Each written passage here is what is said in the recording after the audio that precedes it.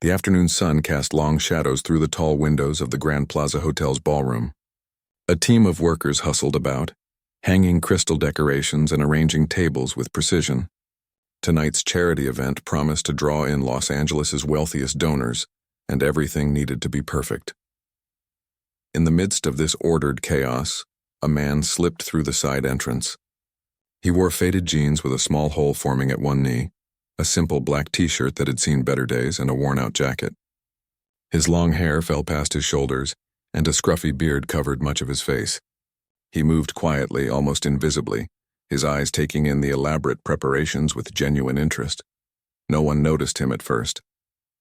The staff were too busy following the sharp commands of their supervisor, a tall man with thinning hair and a perpetual frown who paced the ballroom floor with a tablet clutched in his hand.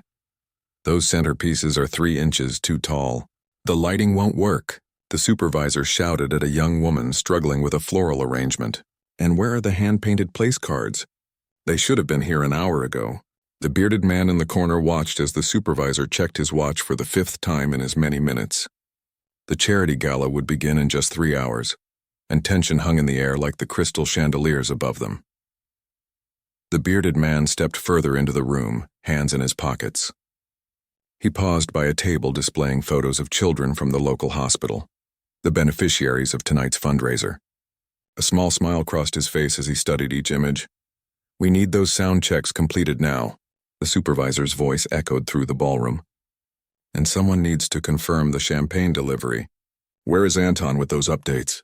A harried-looking young man with a headset rushed toward the supervisor.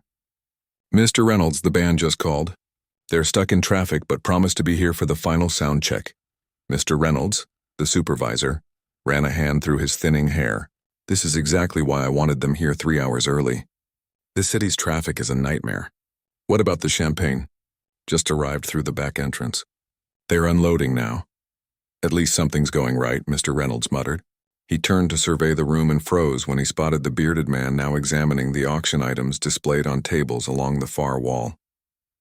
The bearded stranger picked up a signed basketball, turning it over in his hands with gentle curiosity. His movements were calm, unhurried, a stark contrast to the frenetic energy filling the rest of the room. Mr. Reynolds narrowed his eyes. Who had let this person in? He certainly wasn't part of the staff. All workers wore black polo shirts with the event company's logo. And he definitely wasn't a vendor. Vendors were required to check in with security at the loading dock. "Anton," Mr. Reynolds whispered urgently to his assistant. "Who is that man by the auction items? Did you let him in?" Anton glanced over, frowning. "No, sir. I assumed he was with the decorating team." "Well, he's not. Look at him. He looks like he wandered in from the street." Indeed, compared to the polished appearance of the workers, the bearded man stood out like a wilted flower in a carefully arranged bouquet. His casual clothes and unkempt appearance seemed wildly out of place amid the growing splendor of the ballroom. Mr. Reynolds straightened his tie. "I'll handle this. Keep the team on schedule. We can't afford any more delays." He strode across the ballroom, plastering a tight smile on his face as he approached the stranger. The man had moved on from the basketball and was now admiring a guitar signed by several famous musicians. The starting bid card beside it read $5,000. "Excuse me," Mr. Reynolds said, his voice professionally firm. "This area is closed to the public right now. We're setting up for a private event." The bearded man turned, mild surprise in his eyes. "Oh, sorry about that," he said in a soft, gentle voice. The door was open. Mr. Reynolds noted the man's worn sneakers and the small hole in his jeans. Definitely not someone who belonged at tonight's 1,000 a plate gala. "We have delivery people coming in and out," Mr. Reynolds explained, gesturing toward the exit. "But I'm going to have to ask you to leave." "Security should have stopped you at the entrance." The man nodded, appearing neither upset nor embarrassed. "No problem. I was just looking around," but he made no immediate move to leave. Instead, his eyes traveled up to take in the elaborate chandelier installation that workers were still adjusting. "That's beautiful craftsmanship," he observed. Mr. Reynolds felt his patience wearing thin. He had a million things to manage before the guests arrived, and babysitting a trespasser wasn't on his list. "The event tonight is for the Children's Hospital," the stranger continued, his voice warm with genuine interest. "Are you expecting a good turnout?" "We are fully booked," Mr. Reynolds replied stiffly. It's an exclusive event with a very select guest list. He emphasized the word exclusive, hoping the man would take the hint. But the stranger just nodded thoughtfully, looking back at the photos of the children. Those kids look so full of hope, he said softly. Amazing how resilient they can be. Mr. Reynolds checked his watch again. 20 minutes had passed since the last crisis, which meant a new one was due any moment. As if on cue, his earpiece crackled. Mr. Reynolds, the ice sculptor, says the piece is cracking. Something about the room temperature? He pressed a finger to his ear. Tell him I'll be right there. And find someone to adjust the thermostat. He turned back to the bearded man with thinning patience. Sir, I really must insist you leave now. We have an emergency with the ice sculpture. The man smiled understandingly. Ice sculptures are tricky. Temperature has to be just right. Mr. Reynolds blinked, thrown off by the comment. This scruffy-looking guy knew about ice sculptures? Yes, well, he gestured more firmly toward the exit. We need to handle it, and this area is restricted right now. Across the room, a crash sounded as something fell. Several workers gasped, and Mr. Reynolds winced without turning around. Sounds like you've got your hands full, the bearded man said kindly. I'll get out of your way. He finally started moving toward the exit, but not before pausing at the donation information table. He picked up one of the brochures, folding it carefully before sliding it into his jacket pocket. Mr. Reynolds followed closely behind, torn between urgency to return to his duties and ensuring the stranger actually left the premises. The hospital does incredible work, the man commented as they walked. I've heard their new cancer treatment wing has helped a lot of families. Yes, it has, Mr. Reynolds replied automatically, surprised again by the man's knowledge. Tonight's funds will help expand their rare disease research department. They reached the side door and Mr. Reynolds held it open pointedly. The afternoon sunlight streamed in, highlighting the dust particles in the air. Thank you for understanding, Mr. Reynolds said, his voice softening slightly. Something about the man's gentle demeanor made his usual brusqueness feel unnecessarily harsh. The bearded man stepped outside but turned back with a smile. Good luck with tonight's event. Hope you raise lots of money for those kids. Mr. Reynolds nodded, already mentally returning to the ice sculpture crisis. Thank you. Have a good day. As he closed the door and hurried back across the ballroom toward the commotion, Mr. Reynolds pushed the encounter from his mind. There were VIPs to prepare for, details to perfect, and a team to manage. The strange man in worn-out clothes was already forgotten as he barked orders to staff scrambling around a partially melting ice swan. What he didn't know was that in less than 3 hours, that same man would return, and everything about Mr. Reynolds's carefully organized evening would change in ways he couldn't begin to imagine. Outside, the bearded man walked unhurriedly down the sidewalk. He glanced at his watch, an unexpectedly expensive timepiece that seemed out of place with his otherwise modest appearance. He had time for coffee before he needed to head home and change for tonight's event. His phone buzzed in his pocket, and he pulled it out to read a message from his assistant confirming his donation had been processed anonymously, as requested. He smiled to himself. He was looking forward to tonight's gala, though not for the reasons most attendees were.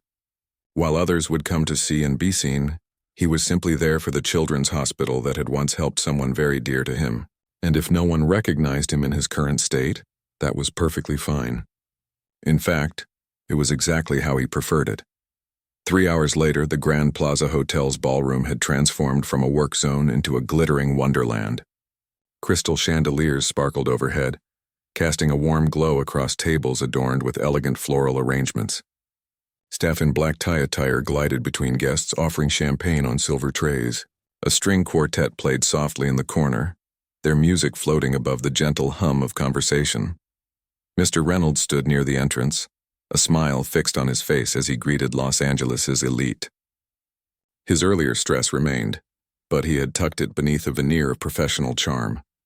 Each time the doors opened, he straightened his already perfect tie and prepared his welcome. Mrs. Chen, wonderful to see you again, he said, bowing slightly to an elderly woman dripping in diamonds. Your generous donation last year helped fund the new imaging equipment. Mrs. Chen nodded regally.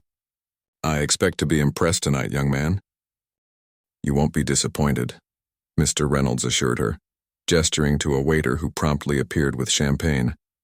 The guest list read like a who's who of Hollywood and business royalty. Studio executives mingled with tech billionaires. Award-winning actors chatted with hospital board members. Everyone who mattered was here, or would be soon. Mr. Reynolds checked his tablet discreetly. Several key guests hadn't arrived yet, including a mysterious donor who consistently gave enormous sums but preferred to remain anonymous. The hospital director had mentioned this person might attend tonight, but no one knew who they were or what they looked like.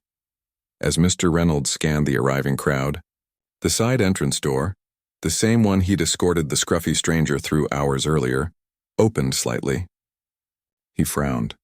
That door was supposed to be locked now that setup was complete. Through the gap slipped the same bearded man from before.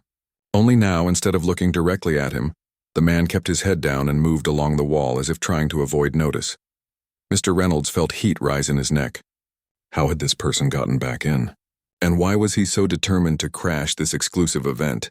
Excusing himself from greeting duties, Mr. Reynolds crossed the room with quick strides. The nerve of this guy. Coming back after being clearly told this was a private function. The security team would be getting a serious talking to tomorrow.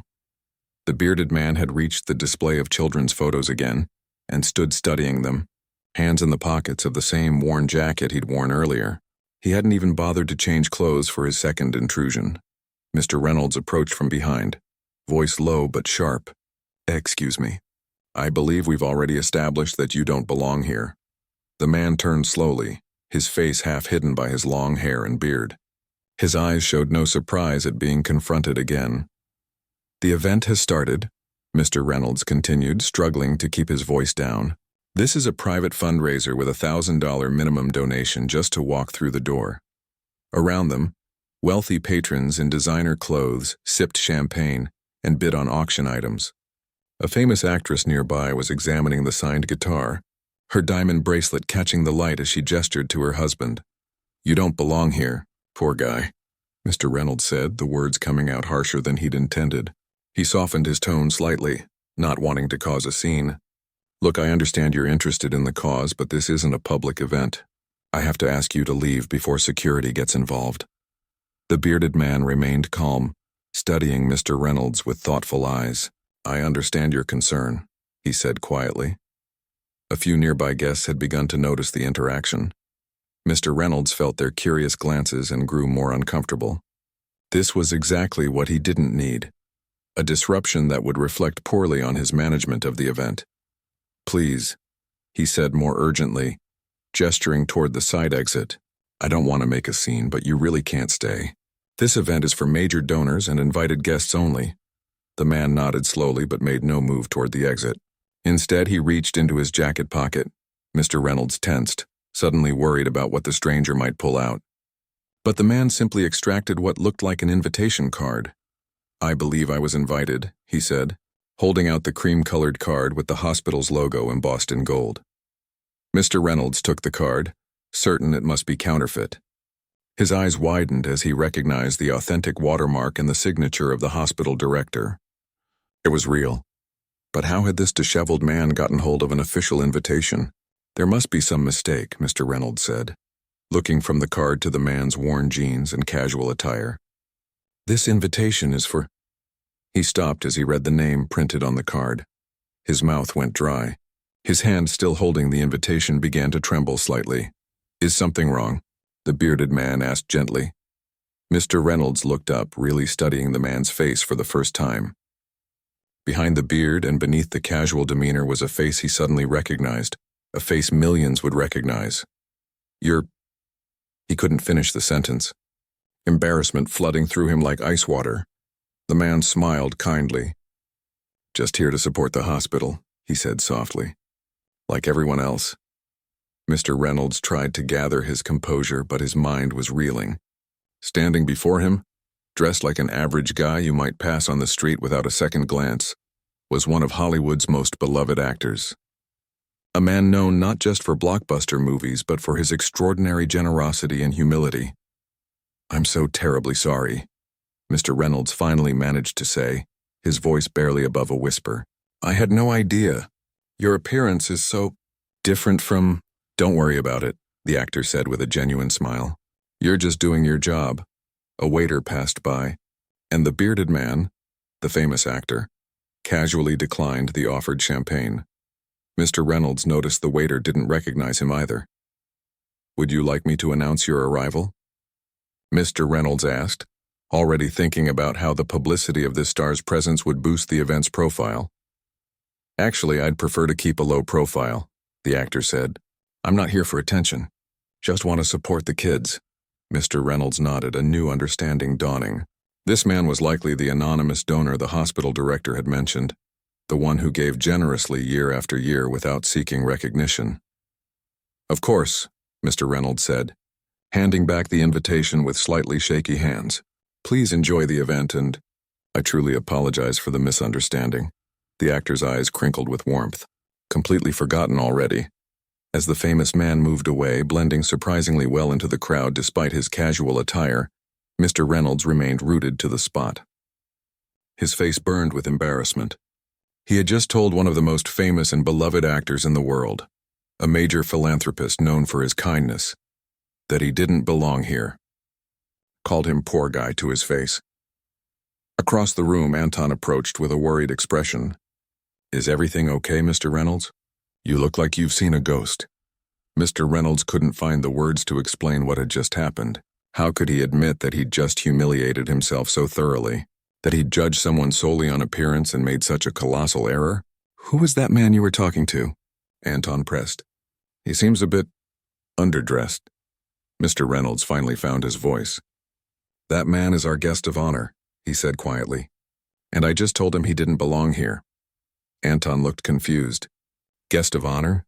But the hospital director is already here and the mayor hasn't arrived yet." "Not them," Mr. Reynolds said, his eyes following the bearded figure who was now examining the silent auction items with genuine interest, completely ignored by the glittering crowd around him. "That's the anonymous donor they've been talking about. The one who's given millions to the children's wing." Anton's eyes widened. "You mean that's—" "Yes," Mr. Reynolds cut him off. "And almost no one here recognizes him." Indeed. The famous actor moved through the crowd with ease, occasionally stopping to read about auction items or examine photos of the children benefiting from the hospital's care.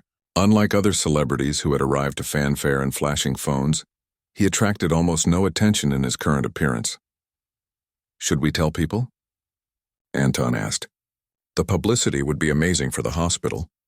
Mr. Reynolds thought about it, watching as the actor engaged a young boy in conversation, a patient from the hospital who had been invited with his family. The boy clearly had no idea who he was talking to, but the actor gave him his full attention, crouching down to eye level as the child excitedly explained something. "No," Mr. Reynolds said finally. "He wants to be here for the cause, not the attention.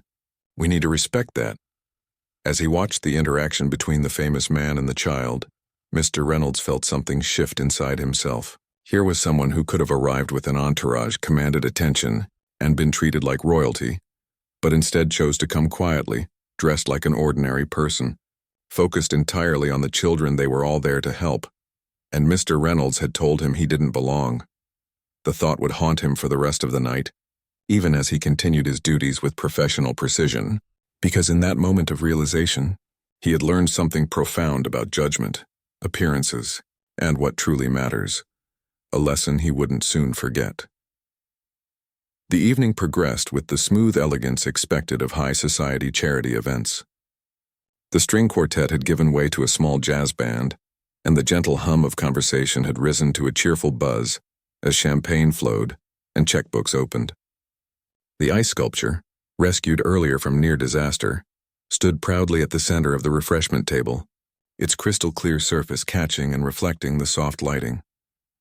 Mr. Reynolds had retreated to a corner of the ballroom, still recovering from his mortifying encounter with the famous actor. From this vantage point, he could oversee the event while avoiding direct contact with the man he'd so rudely dismissed. Twice.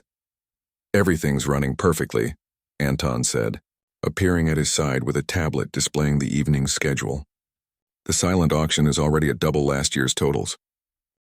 Mr. Reynolds nodded, only half listening. His attention remained fixed on the casually dressed man who moved through the crowd like a ghost, seen by all but recognized by none. How was it possible that one of the most famous faces in the world could walk among hundreds of people undetected? The beard and long hair helped, certainly, And the casual clothes were the perfect disguise in a room where everyone else wore designer labels and fine jewelry. But more than that, it was the actor's humility, his complete lack of the star aura that most celebrities carried like a flashing neon sign. "Did you hear what I said?" Anton asked, frowning. "We've doubled the auction totals already." "Yes, that's excellent," Mr. Reynolds replied automatically, then unable to contain himself any longer. "Anton, how is it possible that no one recognizes him?" Anton followed his gaze across the room, where the famous man was now chatting with an elderly doctor, listening intently as the physician described something with animated hand gestures. Maybe they do, but they're being respectful of his privacy. Mr. Reynolds shook his head. "No, look at them. They have no idea. The Monroe family just walked past him without a second glance, and they hosted him at their vineyard last year for that charity polo match." Anton shrugged. "The power of context, I guess. No one expects to see him here looking like that. People see what they expect to see." A young woman in hotel staff uniform approached them, leaning close to Anton's ear. "The hospital director is looking for you. Something about the presentation schedule." Anton nodded and turned to leave, but the woman wasn't finished. She glanced around conspiratorially and lowered her voice even further. "Is it true what people are saying in the kitchen?" "That he's here tonight?" Anton looked at Mr. Reynolds, who gave a small nod. "Yes," Anton confirmed quietly, "but he's keeping a low profile." The young woman's eyes widened. "Where is he? I've admired him for years. Not just his movies, the way he gives back, how he treats people. My cousin worked on the set of his last film and said he remembered everyone's name, even the coffee runners." Mr. Reynolds studied her face. "You're a fan, then?" "Of course. Who isn't? He's the most genuine person in Hollywood." Mr. Reynolds made a split-second decision. "He's by the east wall talking to Dr. Wong. Beard, long hair, wearing jeans and a black t-shirt." The woman looked puzzled. "That's him? But he looks so normal." "Exactly," Mr. Reynolds said, "and he'd probably appreciate it staying that way tonight. He's not here for attention." She nodded, understanding, but her eyes had already found the actor across the room. Something in her posture changed. A straightening of her spine, a slight intake of breath. Recognition.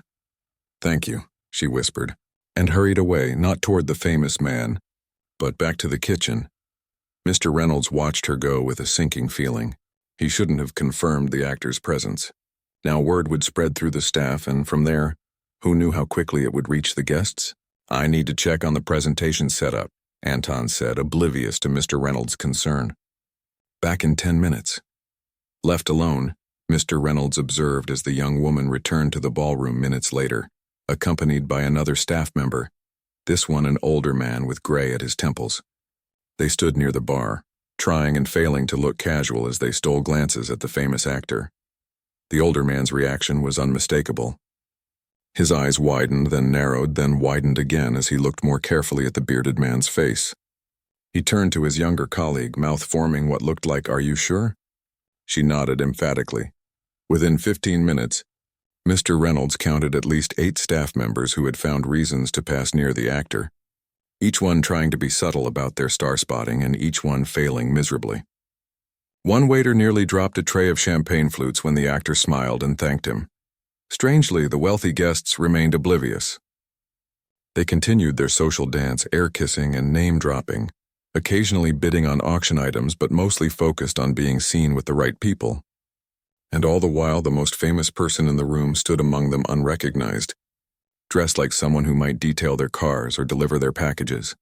Mr. Reynolds watched as the hospital director made her way to the actor's side. Unlike the others, she had clearly known who he was from the start. Their conversation appeared warm and familiar as she led him to a quiet corner away from the main crowd.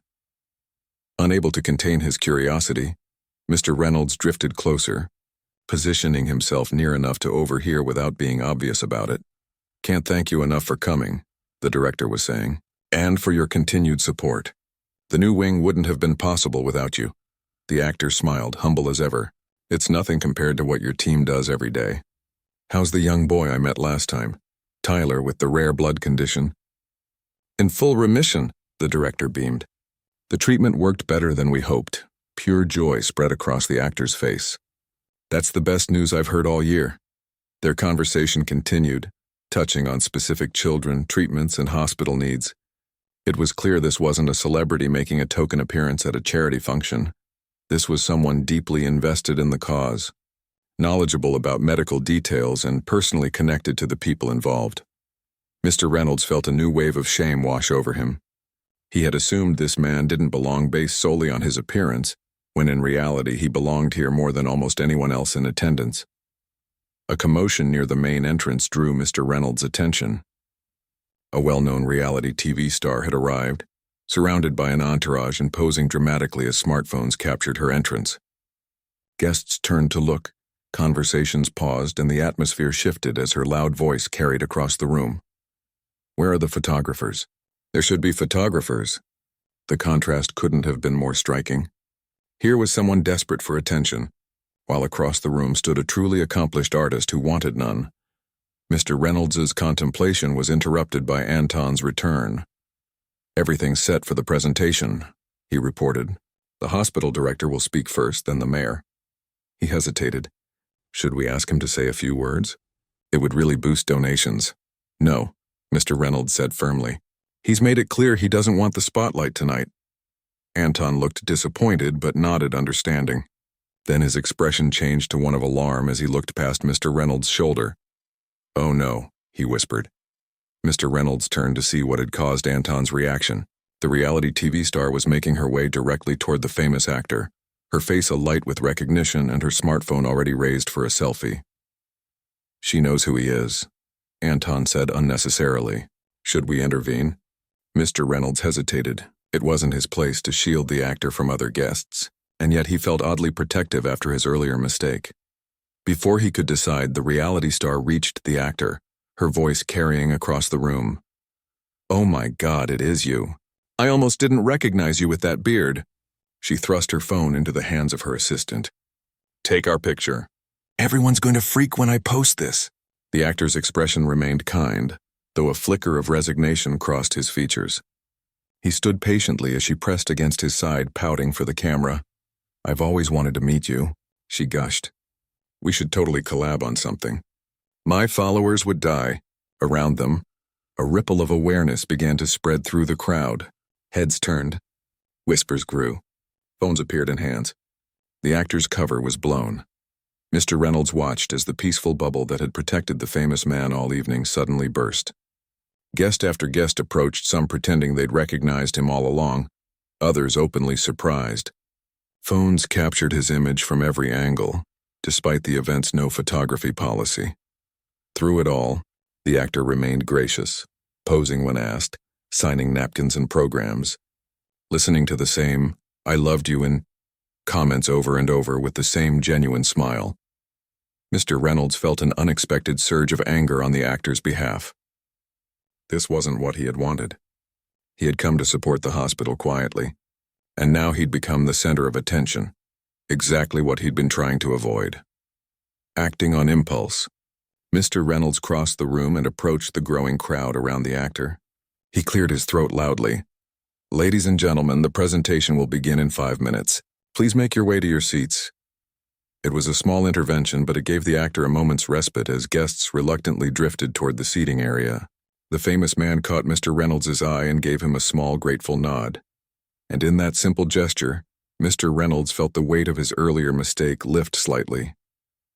He hadn't recognized the famous man when he should have, but perhaps he had recognized something more important: his dignity and right to privacy.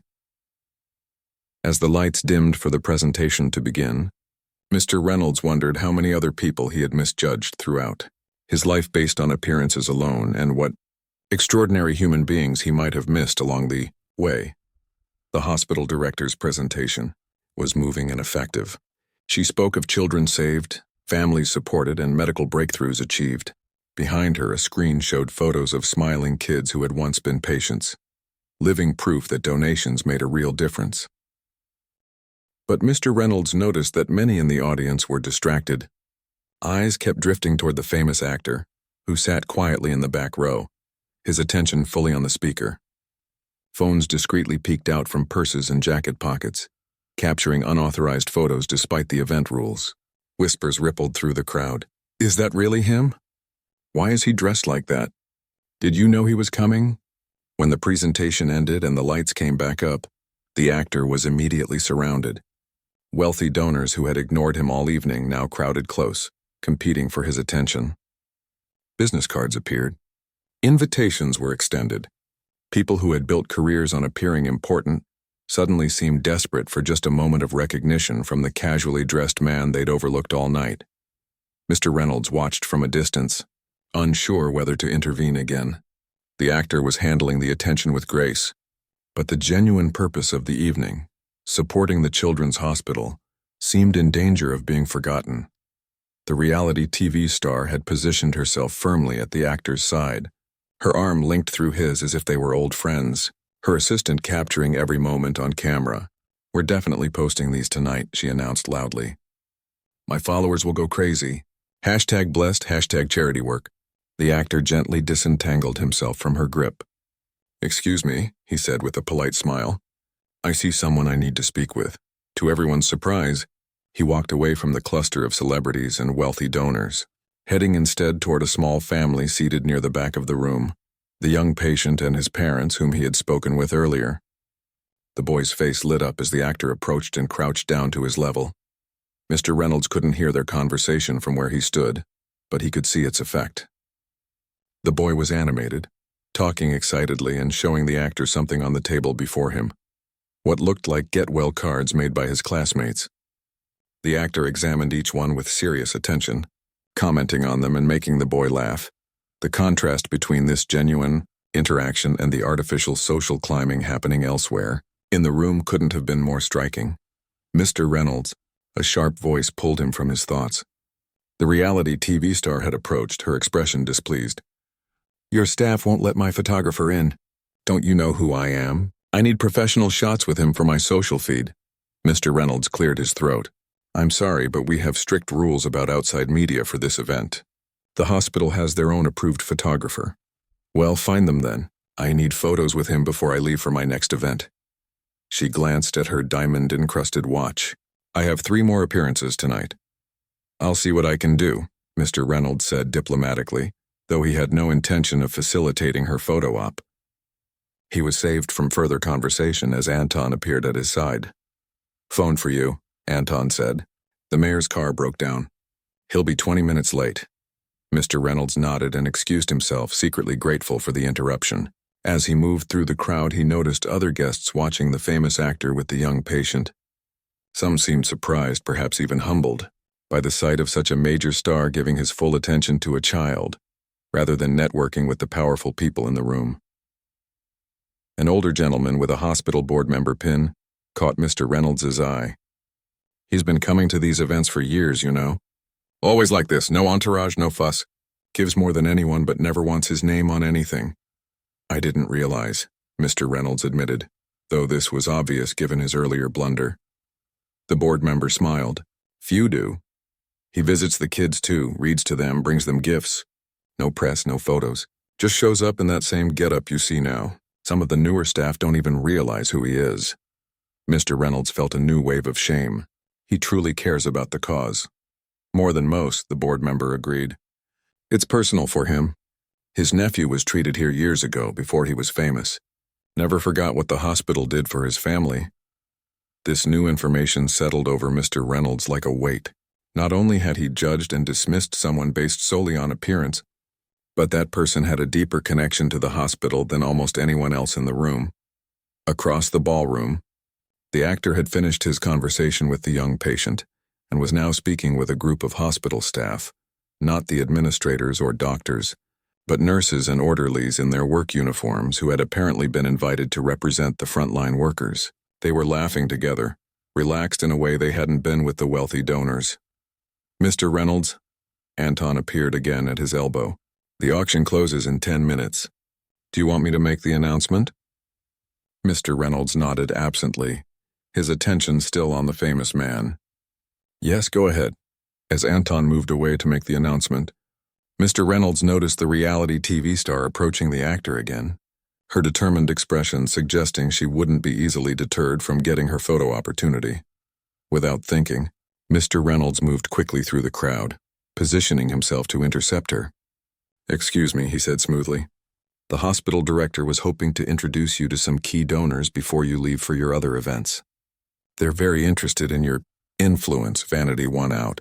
The reality star's path diverted as she followed Mr. Reynolds to a group of wealthy older women who had expressed no such interest, but were too polite to say so when he made the introduction.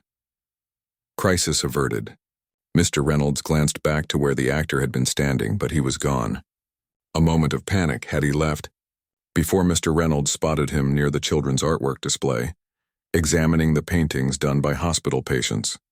Mr. Reynolds hesitated, then walked over to join him. He owed the man a proper apology. "They're remarkably talented," Mr. Reynolds said, nodding toward a vibrant painting of a rainbow over a hospital building. The actor looked up and smiled. "Kids see the world differently. More honestly sometimes. Listen," Mr. Reynolds began, his voice low. "I want to apologize properly for earlier. What I said was inexcusable." The actor shook his head. "Already forgotten? You were doing your job." "No," Mr. Reynolds insisted. "I judged you based on appearances. That was wrong of me." The actor studied him for a moment, his eyes kind. "We all do it sometimes. The trick is noticing when we're doing it. Still, I'm deeply sorry." "Tell you what," the actor said. "You can make it up to me by keeping the vultures at bay for a few more minutes." He nodded toward the reality star, who was clearly looking for him again. "I'd like to say goodbye to Tyler, the kid I was talking to before his parents take him home. He gets tired easily." "Of course," Mr. Reynolds said quickly. "I'd be happy to help." The actor smiled, a real smile that reached his eyes. "Thanks, and hey, great job with the event. The kids are lucky to have people working this hard for them." With that, he moved away, leaving Mr. Reynolds feeling both forgiven and somehow changed by the brief interaction.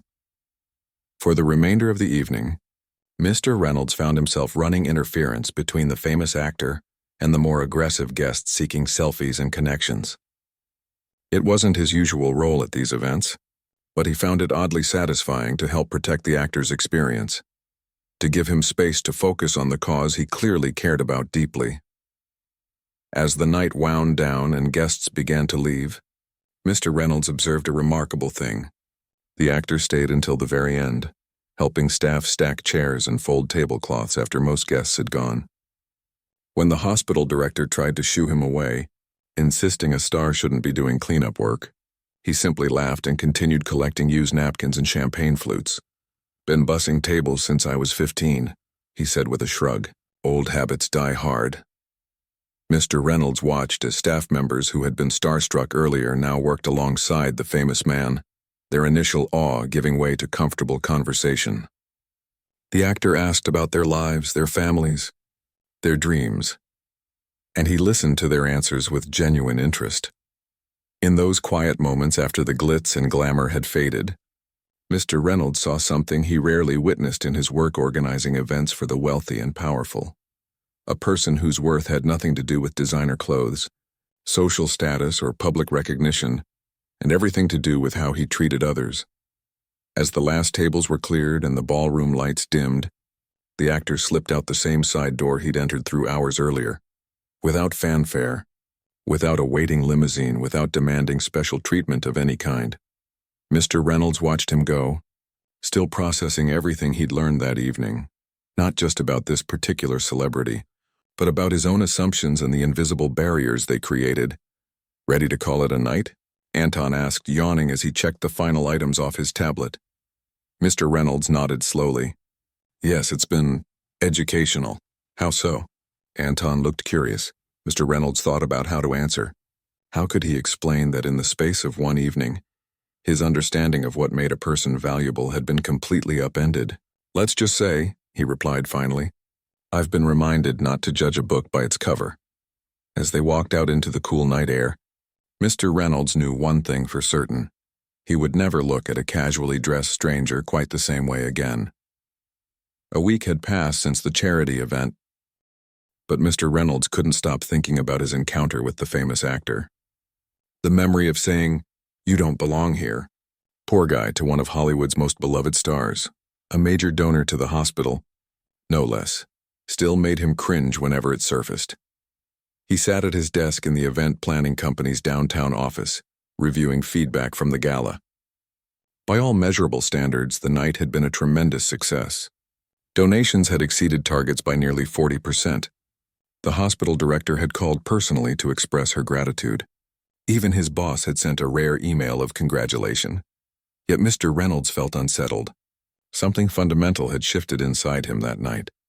A perspective he couldn't quite return to its original position, like a door that had been opened too forcefully and now refused to close properly. "Package for you," said the office assistant, placing a small envelope on his desk before moving on to deliver the rest of the mail. Mr. Reynolds glanced at it curiously. The envelope was cream-colored, expensive-looking, with his name handwritten on the front. No return address. He opened it carefully and pulled out a simple card. His heart nearly stopped when he saw the signature at the bottom. The note was brief but sincere. "Dear Mr. Reynolds, thank you for your excellent work at the Children's Hospital fundraiser last week. Your attention to detail helped raise a record amount for the kids who need it most. The new research wing will help save countless lives.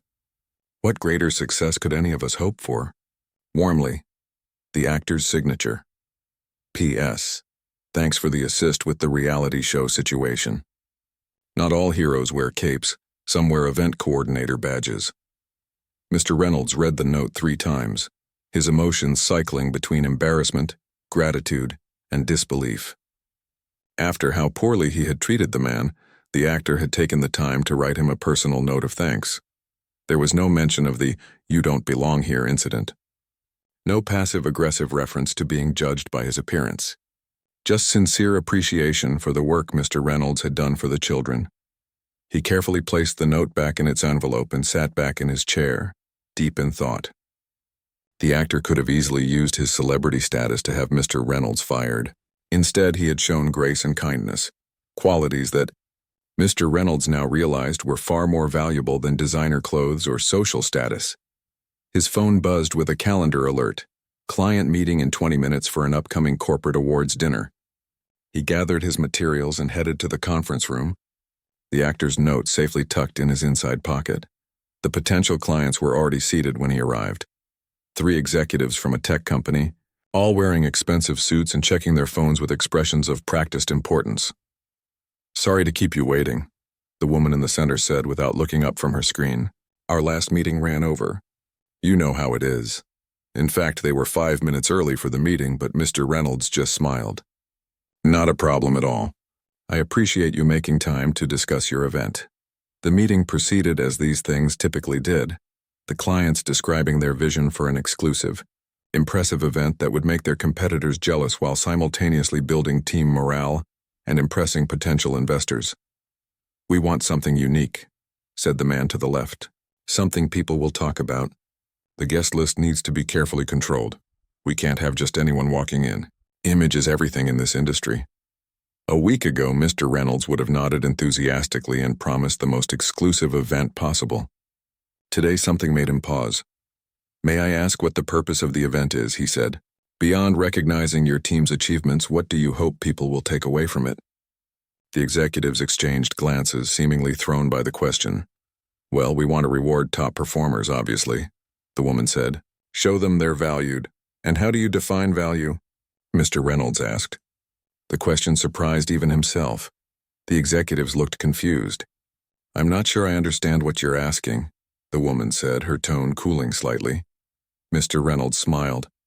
"I'm just trying to get a sense of your company culture, so we can create an event that truly reflects what matters to you. In my experience, the most memorable events aren't just exclusive or expensive. They're meaningful." The rest of the meeting took an unexpected turn. Instead of discussing luxury venues and celebrity entertainment, his usual approach, Mr. Reynolds guided the conversation toward the human elements of their company. Who were the people being recognized? What were their stories? How could the event honor not just achievement but character? By the end, the executives were engaged in a way he hadn't anticipated. They left with a different vision than they had arrived with. Still impressive, still high-end, but with a soul at its center that hadn't been there before. That was unexpected, his colleague commented after the clients had gone. "Since when do you care about meaningful?" "I thought your specialty was spectacular," Mr. Reynolds shrugged. "Just trying something new." Over the following months, a subtle but definite change came over Mr. Reynolds and his approach to his work. He still organized flawless events. He still catered to wealthy and powerful clients. But something in his perspective had shifted. He found himself noticing the people on the periphery, the hotel staff setting up chairs, the kitchen workers preparing food, the coat check attendants and valets, people he had previously looked past as if they were furniture. He made a point of learning their names, asking about their lives, thanking them for their work. At one event, he spotted a maintenance worker being rudely dismissed by a guest. Without hesitation, he stepped in. "Is there a problem here?" he asked pleasantly. The guest, a hedge fund manager known for his difficult personality, frowned. "This person won't move his equipment so my wife can sit down." The maintenance worker looked uncomfortable. "I'm fixing the heating vent, sir. It'll just take a few more minutes. We'll do it later. We're trying to enjoy our evening." Mr. Reynolds smiled politely. "I can show you and your wife to another table with an even better view, Mr. Greenfield. And perhaps I can bring you both a complimentary glass of champagne for the inconvenience." The guest hesitated, then nodded curtly. As Mr. Reynolds led them away, he caught the maintenance worker's eye and gave him a small nod of understanding. Later, when his boss questioned why he had catered to the help, instead of immediately removing them from the guest's presence, Mr. Reynolds stood his ground. "That help has been working here for 15 years, he said calmly. "He deserves basic respect." And moving the guests was a simple solution that allowed him to finish his job properly. His boss looked surprised but didn't argue further. The actor's note remained on Mr. Reynolds' desk, now framed behind glass, a daily reminder of the lesson he had learned that night at the hospital fundraiser. He never displayed it prominently or bragged about it to colleagues or clients. It wasn't a trophy or a status symbol. It was a private reminder of what truly mattered. 6 months after the charity event, Mr. Reynolds found himself back at the Children's Hospital. This time, he wasn't there to organize a fundraiser but to deliver books for the patient library, something he now did monthly, on his own time. As he arranged the new books on the shelves, a small voice behind him asked, "Are you the bookman?" He turned to find a young girl in a wheelchair, an IV pole beside her, watching him curiously. "I guess I am," he smiled. "Do you like to read?" She nodded enthusiastically. "The nurses said you bring the best books. Do you have any about space? I'm going to be an astronaut when I'm better." "As a matter of fact, I do." He pulled a colorful book about the solar system from his bag. "This just came out last week. Would you like to be the first to read it?" Her face lit up as she took the book, carefully opening it to the first page. "Thank you, bookman." As he watched her excitement, Mr. Reynolds thought about how different his life had become since that night when he'd told a kind-hearted famous actor that he didn't belong. The memory still brought shame, but now it also carried gratitude, for the lesson it had taught him, for the change it had sparked. On his way out, he passed the new research wing, its entrance adorned with a simple plaque thanking donors. The actor's name wasn't on it, of course. He never wanted recognition. But his influence was there in every child who would receive treatment, every family who would find hope, and in a way Mr. Reynolds couldn't have imagined before their encounter. The actor's influence was now part of him too, a permanent reminder that true worth had nothing to do with appearances, and everyone, regardless of how they looked or what they wore, deserved to be seen for who they truly were. As he stepped outside into the bright afternoon sun, Mr. Reynolds noticed a man in worn jeans and a faded jacket entering the hospital.